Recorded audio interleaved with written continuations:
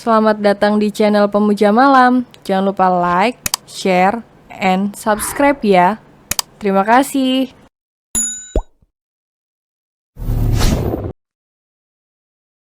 Episode 16, Rasanya Mimpi yang Sempurna. Lily menggeliat dari tidurnya yang terganggu saat matanya terbuka. Dia begitu terkejut dengan sosok asing yang tengah membungkuk di hadapannya. Pria dengan paras yang sangat tampan. Menunduk dengan mata yang super indah. Memiliki tatapan yang teduh yang bisa memikat hati lawannya. Garis wajahnya tegas, rahang yang kuat. Bibir yang padat berisi juga kemerahan, dahi yang seksi dan dewasa. Juga rambut yang tebal dan indah. Lily belum pernah melihat pria setampan ini dalam hidupnya. Bahkan pria itu punya paras yang 3 kali lipat lebih tampan dari Ozu, yang selama ini ia nobatkan pria tampan yang pernah dilihatnya. Pria di hadapannya bahkan punya hidung yang mancung dan aroma tubuh yang wangi. Pria itu memakai kemeja putih polos, dengan dasi yang longgar digantung di lehernya.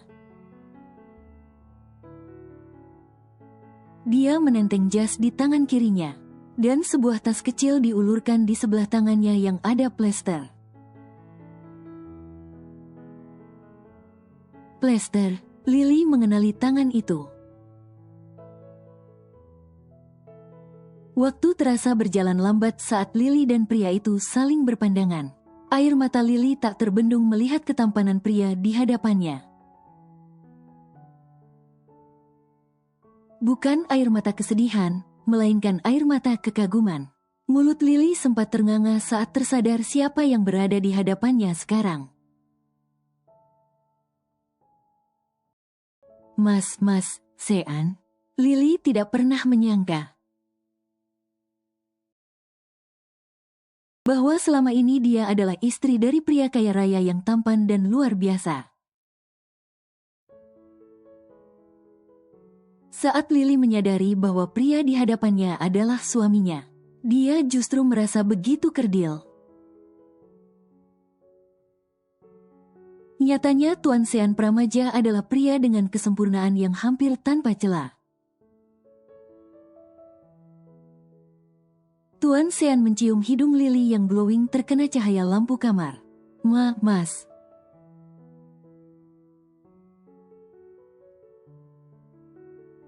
Aku tidak pernah merasa sehancur ini. Saat mengetahui bahwa Sean benar-benar menikah lagi, kupikir awalnya itu hanya sebuah gertakan saja. Karena sedari dulu Sean tidak pernah terlihat dekat dengan seorang wanita. 17 tahun Sean tidak pernah mengungkit tentang pernikahan. Ataupun perceraian yang dulu pernah ia bahas denganku. Ku akui di sini akulah yang salah, namun aku terlalu terlambat menyadarinya. 1 tahun terakhir ini aku sudah mencoba terus mengambil hatinya, dengan cara melibatkan segala sesuatu yang berkaitan dengan Ozu. Aku ingin Sean kembali melihatku seperti dulu, namun ternyata itu tidak pernah terjadi. Yang ada dia benar-benar menghadirkan madu untukku. Aku tidak akan membiarkan wanita muda itu menang dariku. Selain aku tidak sudi di madu, aku juga merasa terhina saat mengetahui yang dinikahi oleh Sean adalah gadis kumuh dari perdesaan.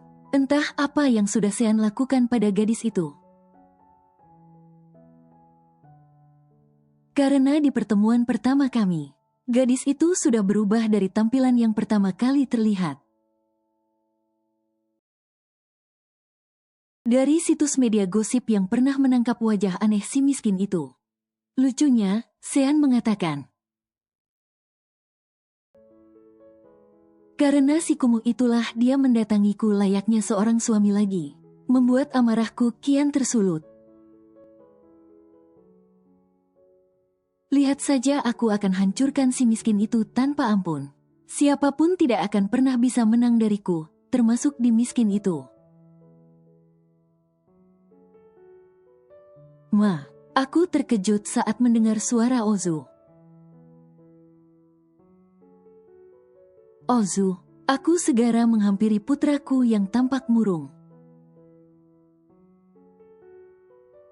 Ada apa, sayang? Ucapku membelai kepala laki-laki yang setiap harinya tambah besar dan dewasa. Mama mau jalan? Aku menyerngit mendengar ucapan Ozu. Bukankah dia tahu kalau aku harus kembali ke Indonesia setelah mengantarnya kembali? Tetap di sini untuk beberapa hari, Ma, kata Ozu yang membuatku cukup bingung. Tidak biasanya Ozu suka aku terlalu lama menemaninya. Terlebih lagi, sekarang dia harus masuk ke asrama mematuhi ketentuan kampusnya. Lagian, mana bisa aku terlalu lama di sini dan membiarkan gadis desa kumuh dan miskin itu semakin dekat dengan Sean. Aku akan melakukan berbagai cara untuk menghancurkan hubungan mereka. Mama harus pulang, banyak yang harus Mama urus di rumah. Sibuk mengatur strategi untuk membuat Papa dan Lily berpisah? Pertanyaan Ozu membuat mataku berotasi. Jelaslah, sampai kapanpun aku tidak akan pernah mau dimadu. Biarkan sajalah, Ma, anggap Mama sedang menebus kesalahan masa lalu pada Papa. Ucapan Ozu menohok hatiku. Mengapa tiba-tiba Ozu seperti memihak pada hubungan papanya bersama wanita miskin itu? Kau sadar apa yang baru kau ucapkan? Tak bisa ku tahan lagi luapan emosiku. Ozu patutnya mendukungku, bukan malah memihak papanya. Jangan egoislah, Ma. Kali ini tak kutolerir lagi ucapan Ozu. Tanganku yang tergantung kini mendarat di pipinya. Aku dapat melihat keterkejutan putraku. Aku pun juga sama terkejutnya dengan apa yang sudah kulakukan.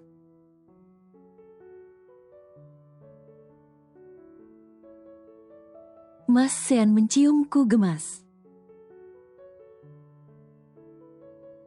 Rasanya aku tidak bisa berpaling dari wajah Mas Sean yang rupawan. Wajah yang selama ini tersembunyi di balik bulu-bulu.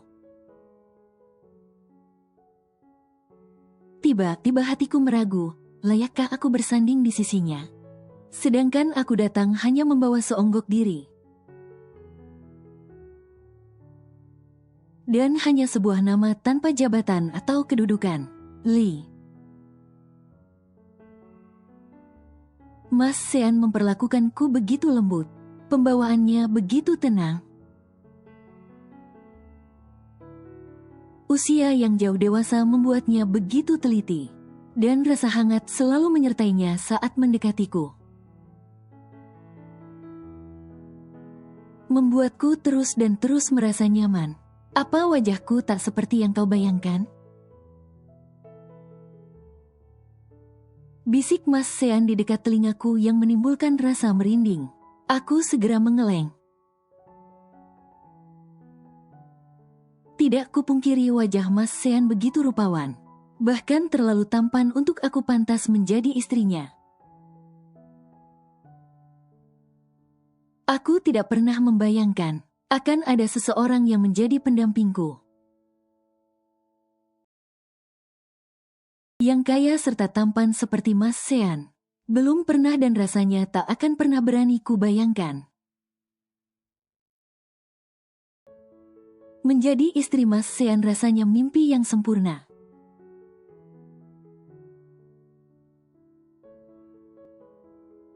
Orang pasti berpikir aku gila. menikahi gadis belia yang lebih pantas menjadi putriku. Tetapi takdir membawaku ke titik ini. Rasa yang tak pernah kubayangkan hadir dengan begitu saja. Tak kupungkiri kian waktu yang kulewati bersama dengan Lily menimbulkan getaran hati yang dulu pernah ada, hanya berlabuh pada orang yang berada. Lily tampak melakukan segala hal yang berkaitan dengan kewajibannya sebagai istri dengan tulus. Meskipun pernikahan yang terjadi ku yakin keterpaksaan untuknya, begitupun untukku. Namun sikap Lily begitu lembut. Bahkan aku tahu dia terus belajar melakukan rutinitasnya sebagai istriku setiap harinya pada Bisung. Hal sederhana yang membuatku tersentuh. Lily bukan hanya sekedar istri muda yang cantik dan menyenangkan di atas ranjang. Lily juga memiliki sifat yang sangat lembut dan penyayang. Tak kupungkiri diam-diam aku mulai terbiasa dengan kehadirannya. Diam-diam aku mulai candu untuk terus berada di sisinya. Kini gadisku sedang menatapku dengan pandangannya yang entah apa artinya. Seburuk itukah wajahku jika tanpa rambut yang biasanya menutupinya? Apa wajahku tak seperti yang kau bayangkan? Ku tanyakan hal yang kupikir tepat. Ku lihat dia mengeleng dan kembali diam. Oh astaga, Lily memang sangat menggemaskan. Mas Sean, ganteng sekali. Seketika dadaku bergetar mendengar pujian yang lolos dari bibir kecil yang selalu ingin ku kecup. Lee. Ku kecup kedua pipinya yang kini terlihat sedikit lebih berisi dari hari sebelumnya. Apa kau sudah datang bulan? Ku tanyakan hal ini karena aku ingin tahu apakah Lily masih bisa ku sentuh. Karena setiap bersamanya aku seperti ingin terus dan terus menyatu. Dengan tanpa sekat dan ingin terus mendesaknya untuk menyebut-nyebut namaku. Tanpa perlu meminta izin segera ku rampas bibir ranum, yang selalu membuatku merasa candu. Yang kuinginkan adalah Lily segera mengandung anakku. Terdengar egois tetapi aku ingin memiliki anak sebagai penghibur sepi di masa tuaku nanti. Ozu memang putraku, dan aku harap juga demikian. Karena aku terlalu takut untuk mencari tahu. Tentang anak yang sudah kubesarkan 23 tahun itu. Aku takut hancur jika kebenaran justru membunuh segala kewarasan yang ada pada diriku. Sakitnya dikhianati sudah membuatku hampir gila. Tak ingin ku bebani lagi hidupku dengan hal lain. Ozu putraku hanya saja dia adalah milik ibunya. Meski wajahnya selalu mengingatkanku pada kejadian lampau.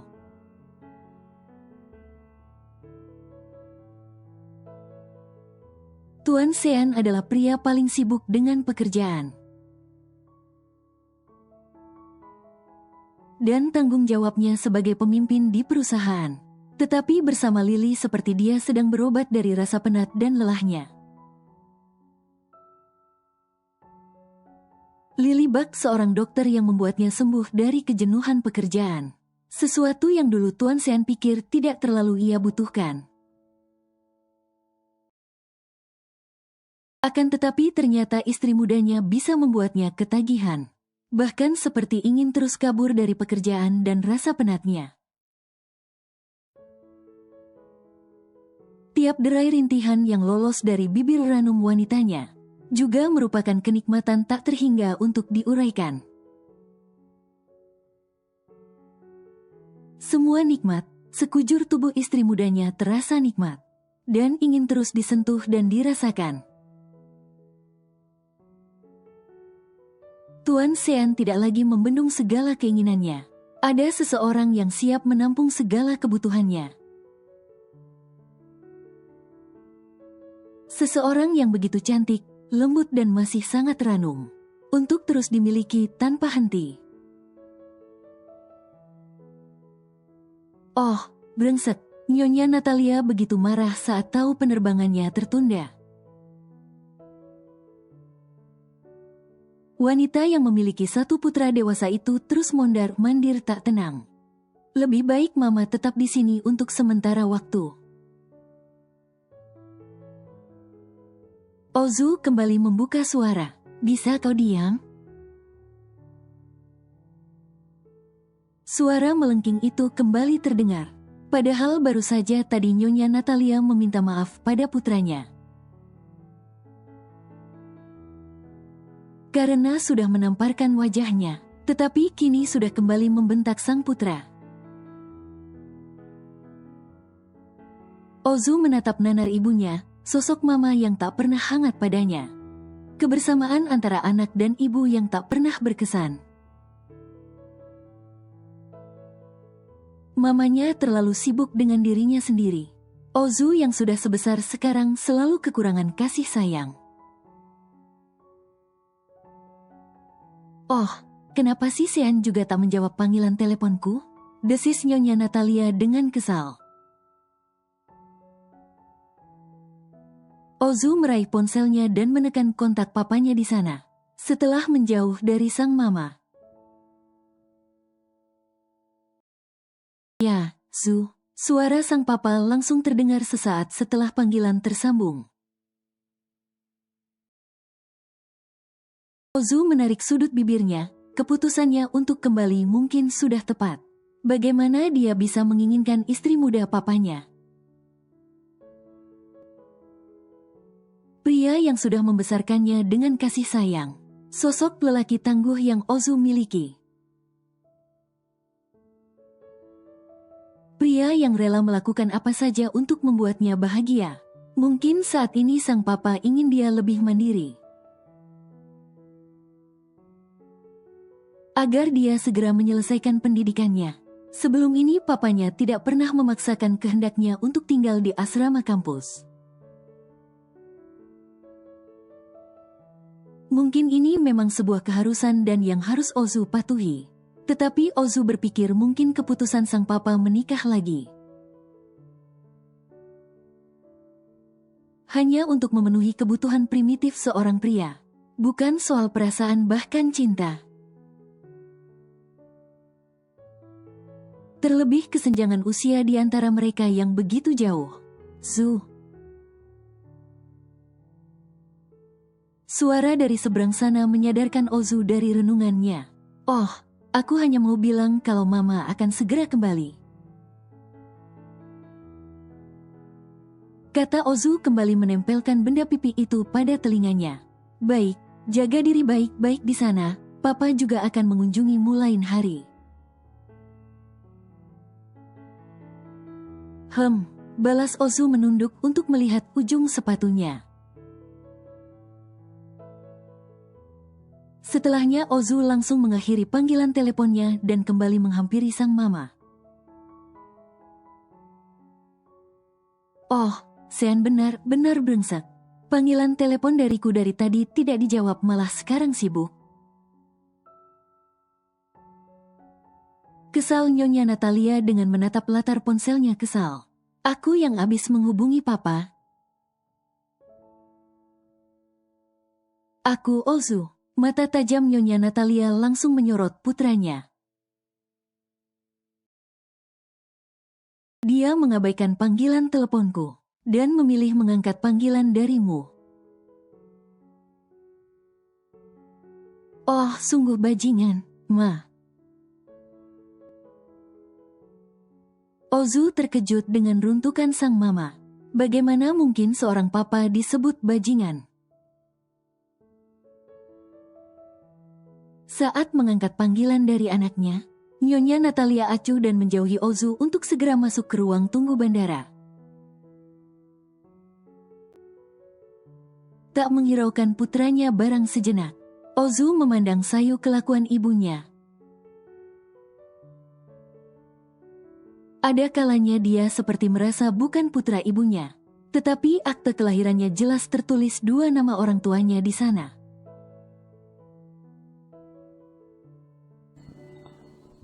Bersambung.